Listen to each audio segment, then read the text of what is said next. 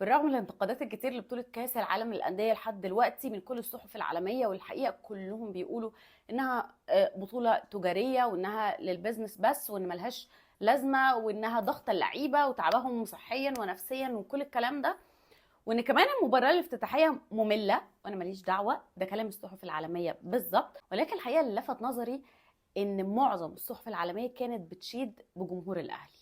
خليني أقولك بقى بالظبط اللي حصل. وول ستريت قالت ان فيفا بدأت البطولة دي بماتش افتتاحي ممل نسبيا، ولكن المفاجأة الحقيقية كانت في الدعم الكبير اللي حصل عليه الأهلي حتى في وقت كانت تذاكر الجمهور الأمريكية مش ماشية ومش بتتباع. والحقيقة ان فعلا كان في انتقادات كتير ان الاستاد ما كانش مليان زي ما كانوا متوقعين او عايزين. كمان قالوا ان جمهور الأهلي سطر حضور قوي جدا اقوى من المحليين كمان، واحتل أجواء المدرج تماما.